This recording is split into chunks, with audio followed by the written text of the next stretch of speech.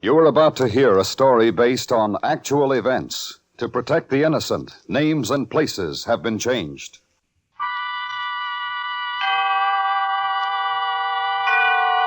Autolite and its 96,000 dealers bring you Miss Agnes Moorehead in a story taken from life.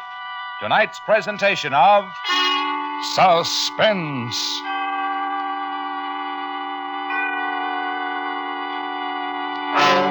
Tonight, Autolite presents The Evil of Adelaide Winters, a story about the awful results of a woman's greed, starring Miss Agnes Moorehead.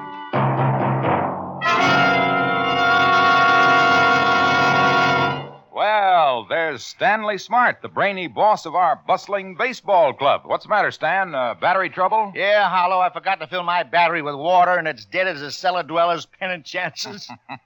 Well, why not farm it out in favor of an Autolite Stay Full battery, the battery that needs water only 3 times a year in normal car use? Lots on the ball, eh, Hollow? It sure has, Stan, because the famous Autolite Stay Full has over 3 times the liquid reserve of batteries without Stay Full features. And that advantage alone helps overcome one of the greatest causes of battery failure. Sounds like just what I need, Hollow. Why, Stan, the Autolite Stay Full is tops in dependable starting power and gives longer life, as proved by tests conducted according to accepted life cycle standards. Oh, lead me to it, Hollow. Just call Western Union by number and ask for Operator 25. She'll quickly and without obligation tell you the name and address of your nearest Autolite battery dealer, who handles the famous Autolite Stay Full, the battery that needs water only 3 times a year in normal car use. And remember, from bumper to tail light, you're always right with Autolite. And now, with The Evil of Adelaide Winters and the performance of Miss Agnes Moorehead, Autolite hopes once again to keep you in suspense. I am grateful for any chance to tell my story, to explain my position in the entire horrible affair. Since the doctors finally removed the bullet from the base of my skull, I'm able to speak. For over 6 years, my body has been paralyzed, and I have had to remain silent. But now I can speak. You weigh it. You weigh all the facts about whether I did Edward Porter more harm than good.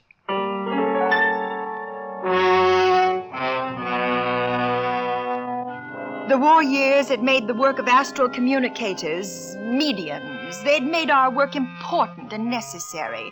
We believe it's as necessary as life itself to believe in life after death, especially during a war when people's loved ones are dying. It's important. Mediums bring courage to despair.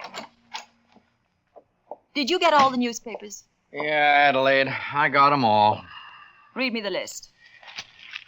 Now, for the week of July 8th, the War Department announces the following members of the Army listed as dead. PFC Thomas... Just those missing in action, Robert, please. Oh, Adelaide, I still don't like it. It doesn't make much difference if you like it.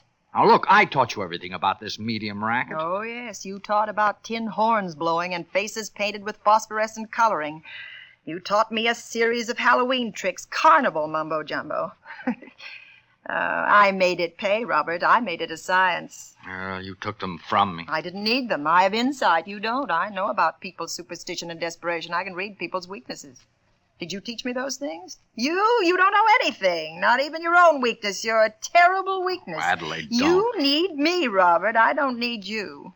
I did once, but not now, not anymore. Go ahead. Go ahead, walk out. Walk out the front door. Please don't talk like that. Adelaide, you know I'd never leave you. Of course I do. But, look, haven't we made enough? All the people we've taken so far... Helped, Robert. That's why you've never been a successful medium. We haven't taken or used anyone. We've helped them. Rich old dowagers who are on their last legs anyway. People with nothing but time and dough to waste. People who've lost their loved ones, the bereaved and despairing. We give them hope. The widows and weeping mothers. We bring them contact with their loved ones who've died on some distant battlefield. I don't know. I wish I understood you. I wish I knew what you want. I want money and happiness, and they're the same. Well, we've got money. Not enough. Read me the list of those missing in action, Robert, and their addresses and their phone numbers, please. PFC Timothy Aldington, 927 North King Avenue, Cutler 9. It's not a good neighborhood. Oh, Adelaide, would it be simpler to just contact the relatives of the men who were killed? Wouldn't it be easier to work them? No, I told you. No, with a man missing in action, who's to say my information about how or if he died is right or wrong? Who? Not even the War Department, not even the men who are supposed to know. Continue, Robert. All right. Staff Sergeant Abe Feynman, 826 East 32nd That's Street. a very poor district. People are poor. I see. Corporal John Porter, 1438 Williamsburg Road, Hammer, That 47. one. Call that one, Robert. Use that phone. I'll listen in on this one. All right.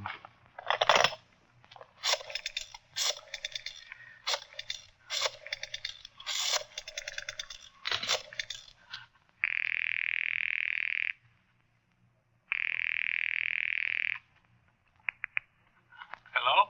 Is this Mr. Porter? Yes? Corporal John Porter's... Father. I'm his father. What is it? This is the War Department. You found him.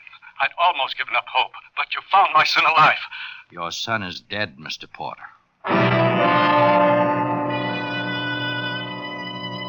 Well, all right, you can say what you like. But mostly, and I've pieced the reports together, mostly missing in action means the worst kind of death in a war. Oh, people, officials argued with me. They say that missing in action only means missing. Yes, but for how long? Edward Porter, that was his name, Edward. The father, he didn't know. And even though he was skeptical when I telephoned him, he came to my office, skeptically, but in desperation. Don't you see? He came to my office with the hope he'd find his dead son. I usually never come to these things. You don't believe in them, Mr. Porter. I don't know. I knew once. I don't know now. Well, it's difficult to know anything for certain in moments like this. I've been a realist all my life. Yes, well, so have I. I'm a successful businessman. I've always dealt with facts. Facts and figures. Well, this is real, Mr. Porter. Maybe. I don't know. What you really mean is you hope so. You hope it's true. You hope it's real. Yes. Yes, that's it. I hope it's real. That it's not a racket. Rackets are only out for money. Well, I will want money, Mr. Porter. I must live, too. But I only want your money if I've helped you. Do you understand?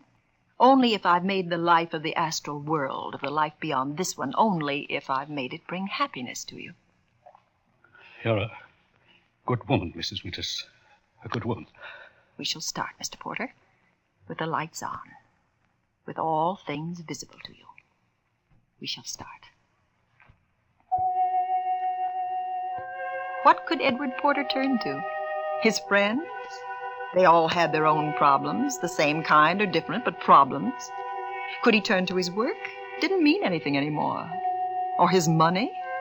He had only gathered it for his son, his only child, and that child was dead. Only I could help. And we tried for 7 days to make contact with his son. 7 days devoted exclusively to Edward Porter.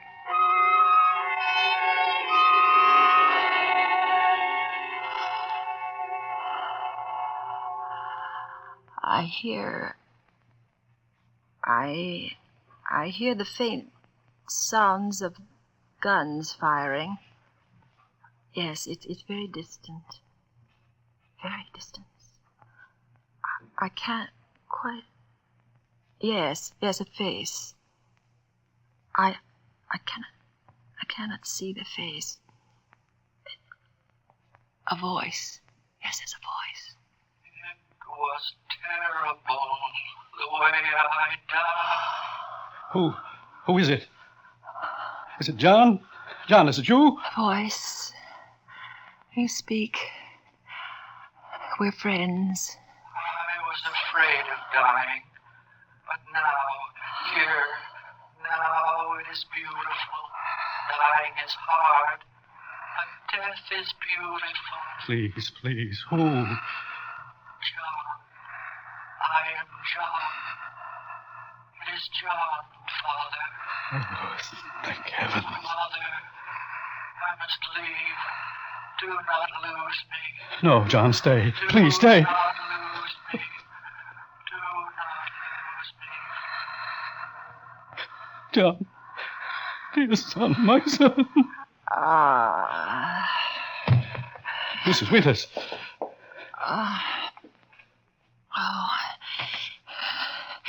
We've reached him, Mr. Porter. We've reached your son. Thank you, Mrs. Winters. Thank you, thank you, thank you.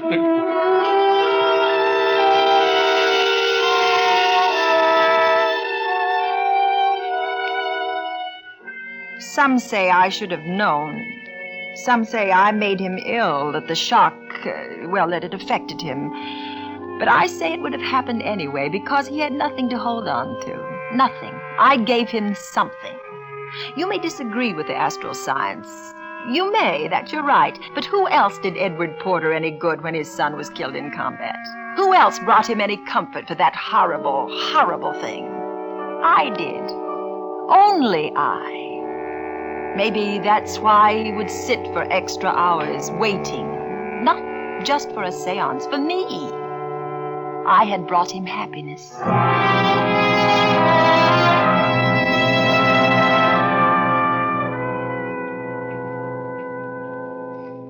Mrs. Winters. Come in, Mr. Porter. Oh, I've helped so many people today. So many. But that's my dedication. Anyone who needs help. Maybe too many. Why did you say that? Why too many? How could I possibly help too many? Never mind. Let's begin. You're acting unusual today, Mr. Porter. Is something wrong? I mean, is there a new problem I can help you with? I said begin. No talk. Begin. Oh, now, see here, Mr. Porter, I offer my services. I give freely of my services to help others, but after all, that doesn't give license to you or anyone else. Well, even you. I mean, considering the amount of sessions we've had. I know, but it doesn't even give you a right to talk like that. Did you hear me, Mr. Porter? Mr. Porter. I can't stand your spending so much time with others. Well, it's my work.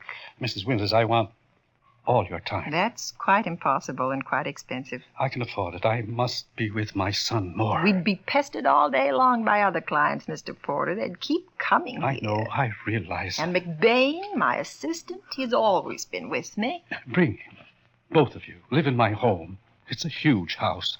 Since my wife died years ago. But you know all that since she died. And yes, I know. Now, my son. I know. I need your help. You can bring my son to me. You must. You must. Well, I would be failing mankind if I didn't. I would be failing my duty. Of course, Edward. Of course.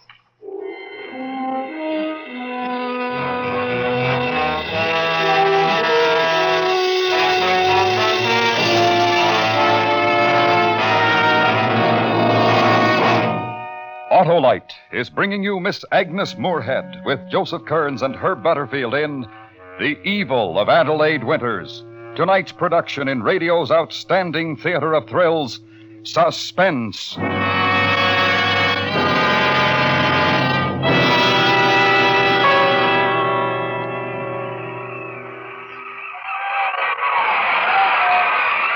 Well, that's the old ball game. Congratulations, Stan. Never could have managed it without that pitcher, Harlow. You mean Ace McDougal? No, my new Autolite Stay Full. That's the power pitcher for perfect starts. What a battery. Oh, you visited your Autolite battery dealer, eh, Stan? Yes, sir, and I found his name by calling Western Union and asking for operator 25. Well, you're set now because the Autolite Stay Full needs water only 3 times a year in normal car use. And what's more, it gives longer life, as proved by tests conducted according to accepted life cycle standards. You can't beat that winning combination. No, Right. sir, Harlow. Right you are. So, friends, see your nearest Autolite battery dealer soon.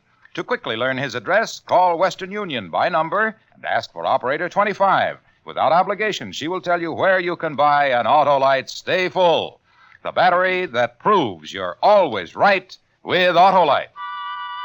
And now, Autolite brings back to our Hollywood soundstage Miss Agnes Moorehead in Elliot Lewis's production of The Evil of Adelaide Winters, a dramatic report well calculated to keep you in suspense.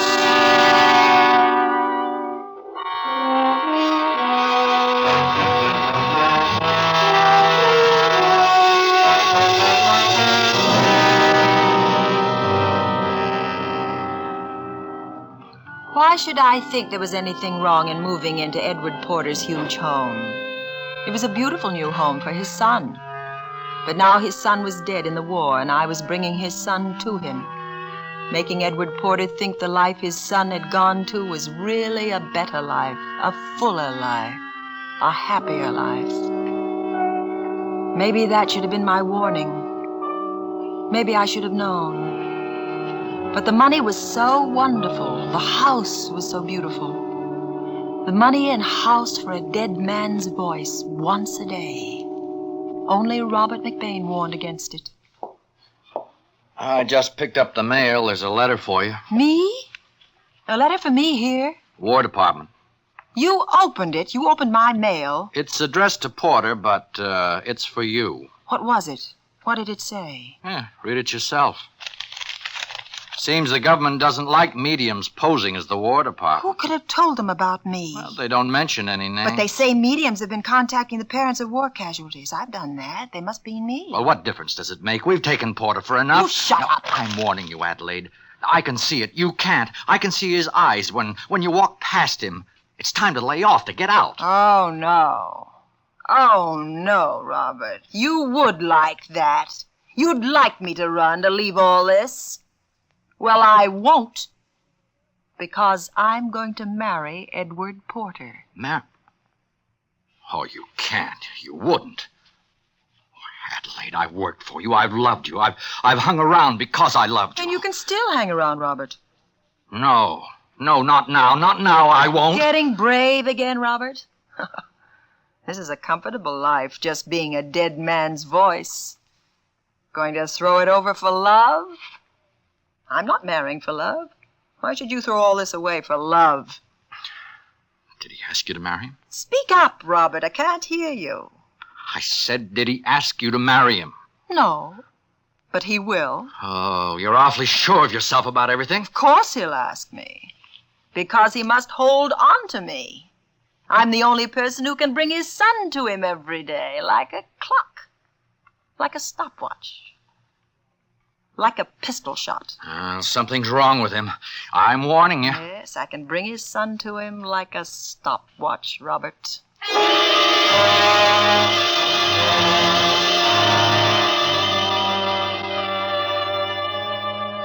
Even now, I say no one could have foreseen the events. I'm sure of that. As sure as I am that no one would have acted any differently than I did. As little by little, I became the most important thing, the only thing in Edward Porter's life. The only thing beside a voice he worshipped. Yes, worshipped. Could any woman refuse such adoration? Such love? John sounded happy, Adelaide. What? What, Edward? I said he sounded happy. Happier than I've ever heard him. Yes, they are happy in that other world. How wonderful to feel happy again.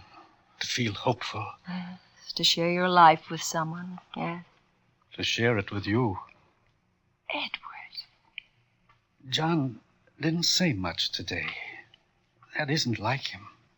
He's always talkative. I wonder if I've been saying the right things to him, Adelaide. You speak of him as if he's like us. Isn't he? Well, of course. We're all one spirit. Of course he's like us. But we have a life on this world to live before the other one. We have so much to live for. Can it compare to the other world beyond the grave? Why, no, but we must wait our time. We cannot ignore this life. We are in it. We must live as best we can. I don't know if I ever could without John. This was built for my son. But you haven't lost him. Through me, you've regained John. That's why all this is yours, Adelaide. Well, I'm only a kind of employee. Don't say that, oh. I'm paid a salary. You're not an employee. Well, am I more? Like a member of the family. Like, but not actually. There's a great difference between like and actually. You're the family. You and John and I. You and I. John is a spirit now. You and John and I, one family, one unit again. I'm not your wife. You speak like I'm your wife. I'm not, Edward. Not at all. You will be my wife. My dear, my wonderful wife. Edward. Kind, sweet Edward. My husband, Edward. I sense something odd. Here, now, with us. No, Edward, no, darling. Like we were with John. For the first time. As if we were with John. No, Edward, it's not like that. He wanted us to share our happiness with him. Like he wanted us to be with him.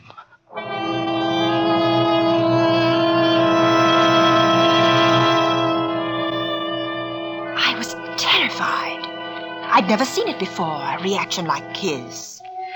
Well, once, a woman, she just disappeared one day. She'd lost her husband and 2 children in an automobile accident, and I calmed her down in seances, talking to her dead family, making them seem real. Then one day she just disappeared and left a note. She said she was going to join them.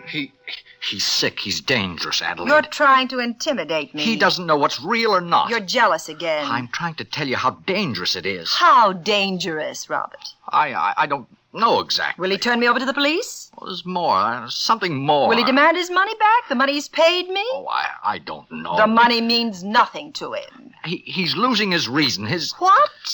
What? How? Don't generalize. Be specific. If you're as smart as you say you are, you ought to run. Not until I have all of this. You can walk out that front door. Now, with me. I have to stay and get what I worked for. It's mine. You're scared. I won't leave. Not for anything. Not until I'm married to him. You're really frightened. You're just putting on an act. Nothing can make me leave. Nothing. Nothing. Oh, you know I'm right. Please, please, Adelaide. You know. You're a coward. You're a coward. Adelaide. Coward. I should have listened to Robert's warning. I should have. But how could I take the advice of a man I didn't respect? How? I couldn't even accept Robert's advice when Edward Porter canceled the seances for one entire day, even though he was with me every minute of those 24 hours. Even when he sat in a chair in my room while I slept, not speaking, just watching.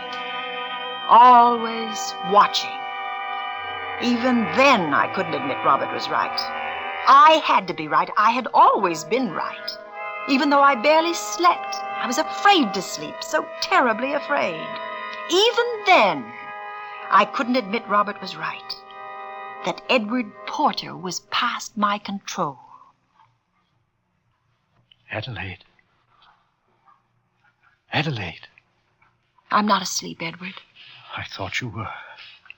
I've been watching you for hours. And I've been watching you too, Edward. I couldn't sleep. So very strange. Have I? Like you didn't trust me. Oh, but I do, my dear. My dear Adelaide. I trust you more than I've ever trusted any human being I've known. Oh, what's wrong? What's bothering you? How much does this mean to you? Our marriage? This house? Nothing without you, Edward. And my money? Only something to share with you. Nothing more? Nothing.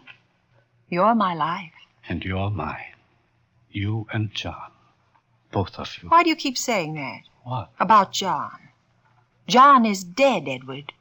He's waiting, but he's not with us. Not really. What does John mean to you? A son? Your son and mine. You love him as I love him? I told you that. Edward. Why do we have to wait? Edward, I don't understand. Why must we keep him waiting? You can't be serious. You said this world, this material world, meant nothing without me. No, Edward. No, this is our world. This is the one we live in. What is there to wait for? This is a place of evil and sin and corruption. You said so. You've shown me that. Edward! Edward, that gun, put it away! You've shown me the beautiful world that lies beyond the veil. It was exaggerated. I mean, under strain and upset, things get distorted. We see what we want to. Don't you understand? It's not perfect beyond. It isn't. Don't say that. You taught me faith. Don't lose faith now. Don't be afraid of leaving this world. Well, it's the only world, the only one. There's no astral world beyond. None. It was a lie. I only wanted money and position. Oh, believe me, only money and position, and the rest was a lie. John's voice, a lie? John's voice. My own son's voice. I know his voice. In a crowd in eternity, I know his voice. I'll show you it was a lie. Robert McBain, he's in his room. Come on, come to his room, Edward. Come back here, Adelaide. It's a lie, Robert, and he'll tell you. There's no life beyond. Robert, tell him that Robert! Robert, where are you? Oh, no! Oh, no, the coward! The coward! He left! It was a lie! It was a lie! There's no life beyond! There's no life beyond! Don't be afraid! Stop, Edwards! Stop! Stop! Stop! You're insane!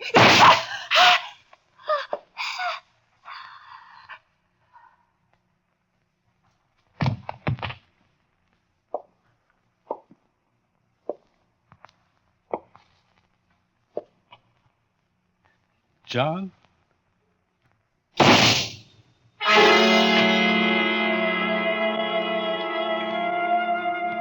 6 years it's been. Just lying here, not able to talk, to tell my side of it.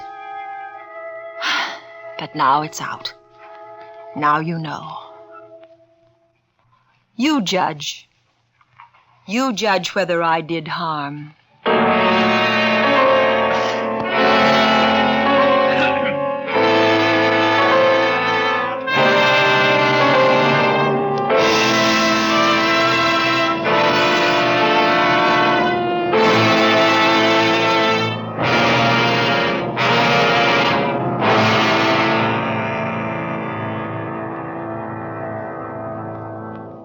Suspense, presented by Autolite. Tonight's star, Miss Agnes Moorehead. And here she is again, First Lady of Suspense, Miss Moorehead. Thank you, Harlow. First Lady of Suspense is a title I'll always cherish. Agnes, I believe this was your 20th appearance as star of Suspense. I guess you're right, Harlow. Right with Autolite. You see, I've been here so often I can do the commercials. But seriously, I thoroughly enjoy Suspense, and I'm looking forward to the next time. Well, it'll be soon, Agnes, because you're an important part of the big Autolite family. A friendly family extending from coast to coast. In 28 plants, Autolite makes over 400 products for cars, trucks, planes, and boats. Complete electrical systems used as original factory equipment on many leading makes of our finest cars, trucks, and tractors. Autolite batteries, including the famous Autolite Stay Full. Ignition-engineered Autolite standard and resistor-type spark plugs. All backed by constant Autolite research and precision built to assure top performance. So remember, from bumper to tail light, you're always right with Autolite.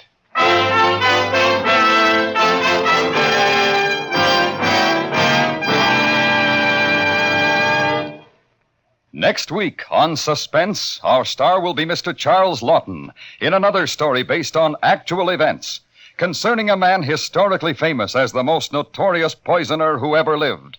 A dramatic report we call Neil Cream, Doctor of Poison.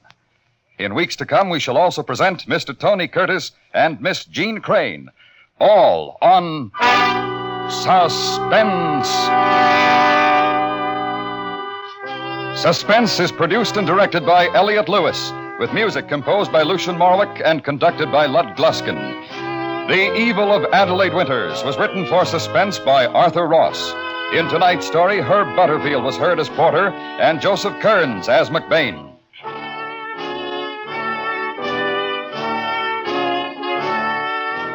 Agnes Moorehead may be seen in the fall tour of the first drama quartet presentation of the dream sequence of Man and Superman. And remember, next week on Suspense, Mr. Charles Lawton in another story based on actual events, a dramatic report we call Neil Cream, Doctor of Poison. Phone Western Union by number and ask for Operator 25. There is no charge for this service. Switch to Autolite. Good night.